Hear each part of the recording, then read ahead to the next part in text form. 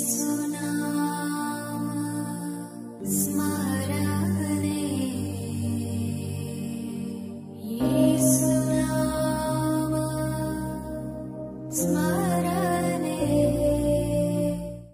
The lord. యేసునామ స్మరణ అనే ఉదయకాల కార్యక్రమానికి మీ అందరికీ ఆహ్వానమండి. బాగున్నారా? ఎక్కడ కృంగిపోకండి. దేవుడు చక్కటి ధైర్యం ఇచ్చే వాగ్దానం మనకిస్తూ ఉంటున్నది. కీర్తనలు 28 వారు కృంగి నేల మీద పడి ఉన్నారు, మనము లేచి చక్కగా నిల్చుచున్నాము. ఈరోజు చక్కటి వాగ్దానం మనం విని ఉన్నాం కదండి. మనము లేచి చక్కగా నిలబడతా ఉంటాం. మనము ధైర్యంగా ఉండాలి, ముందుకు వెళ్ళాలి. కానీ ధైర్యం సరిపోవట్లేదా?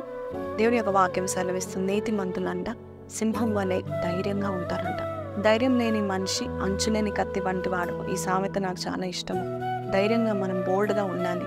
అపోస్తల కార్యం 4:13 యేసు ప్రభు యొక్క శిష్యులు పేతురు, యోహాన్లు పామరులని, చదువు లేని వారని, కానీ వారి ధైర్యాన్ని బట్టి చాలామంది ధైర్యపడ్డారు, ఆశ్చర్యపడిపోయారంట. రాజులు సహితము భయపడిపోయారు. అలాగే దావీదు విషయంలో కూడా రాయబడింది. 2 సమూయేలు 17:10 నీ తండ్రి మహాబలాఢ్యుడని అతని పక్షపు వారు ధైర్యవంతులనియో ఇశ్రాయేలు అందరూ ఎరుగుదురు గనుక సింహపు గుండె వంటి గుండె గలవారు సైతము దిగులు నందుతురు. రాజైన దావీదు గురించి ఇక్కడ రాయబడింది. చాలా ధైర్యవంతుడు, చాలా గొప్ప కార్యాలు చేశాడు దేవుని కొరకు. అంతేకాదు అతని పక్షంలో ఉన్న వారు కూడా ఎలాగుండేవారంటే, ఎంత ధైర్యవంతులు అంటే సింహపు గుండె వంటి వారు కూడా దిగులు పడేంత గొప్ప బలము, శక్తి, ధైర్యము వారికి ఉందంట. ధైర్యం ఉంటే ఇఫ్ యు ఆర్ కరేజియస్, అందుకే యెహోషువతో దేవుడు చెప్తా ఉంటున్నాడు, నీవు ధైర్యంగా ఉన్నా, నిబ్బరంగా ముందుకు వెళ్ళు, నేను నీకు తోడుగా ఉన్నా, నీ పక్షంగా ఉన్నానని దేవుడు చెప్తా ఉంటున్నాడు. కొన్ని మన జీవితంలో స్టార్ట్ చేయాలన్నా, కొత్త ప్రాజెక్ట్ స్టార్ట్ చేయాలన్నా, నూతనమైన వెంచర్కి స్టార్ట్ చేయాలన్నా, కొత్త ప్రదేశానికి వెళ్ళాలన్నా, ఉద్యోగానికి వెళ్ళాలన్నా, కొత్తవి చదువుకోవాలన్నా, కొత్త ఎఫర్ట్ చేయాలన్నా, ఏ కార్యం మొదలు పెట్టాలన్నా కూడా కొన్నిసార్లు మన ధైర్యం సరిపోదు. నేను చేయగలుగుతానా? అవుతుందా? నేను విఫలమైపోతే ఎలాగా? ఫెయిల్ అయిపోతే ఎలాగా? సిగ్గుపడతానేమో అని చాలామంది దేవుని పిలుపు ఉన్నా కూడా వెనుకంజి వేస్తూ కింద పడి ఉన్నారు. ఈరోజు దేవుని యొక్క వాక్యం సెలవిస్తుంది, ఎంతమంది కృంగిపోయినా, ఎంతమంది కూలినా మనం లేచి నిలబడతామంట.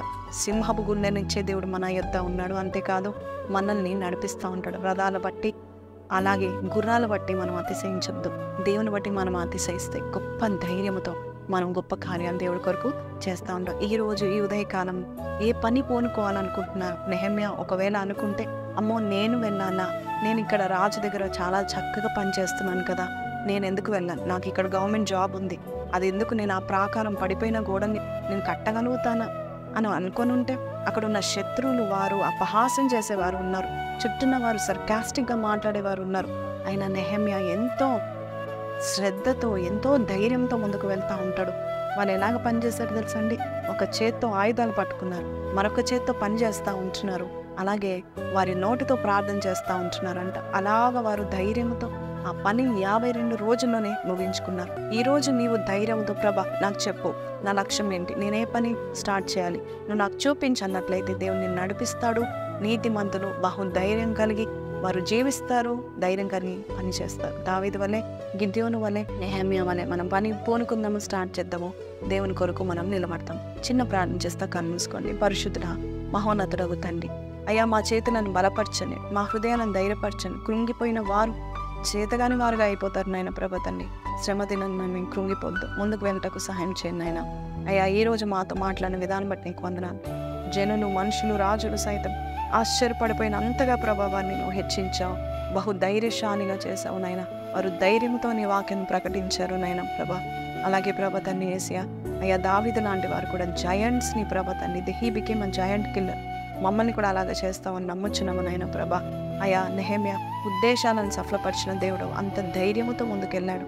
మేము కూడా ప్రభా ముందుకు వెళ్ళడానికి, మా ఉద్దేశాన్ని సఫలపరచబడటానికి నీవు కోరునేది ప్రభా నైనా ధైర్యమునైనా, అట్టి ధైర్యం మాకు దయచేస్తామని ఈరోజు ఎవరైతే ప్రభా నా వల్ల కాదు అంటున్నారో వారికి నువ్వు మాట్లాడిన విధానం బట్టి నీకే వందనాలు. సైన్యములకు అధిపతి యెహోవా నీవే తండ్రి, వారికి ముందుగా ఉండి అయ్యా తని వారి ప్రయత్నాలన్నీ సఫలపరచమని యేసు పరిశుద్ధ నామమున అడిగి వేడుకొంచున్నాం తండ్రి, ఆమేన్.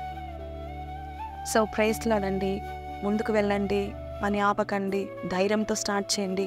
దేవుడు మిమ్మల్ని నడిపించడానికి ఆయన ఎప్పుడు మీ పక్షంన నీడగా వస్తూ ఉంటాడు. సో ఈ మాటలు విన్నారు కదండి, మీకు దీవెనకరంగా ఉందని నమ్ముచున్నాము. Why don't you share, like and subscribe this video. and don't forget to share it on your social platforms. See you tomorrow. Until then, take care. Have a blessed day.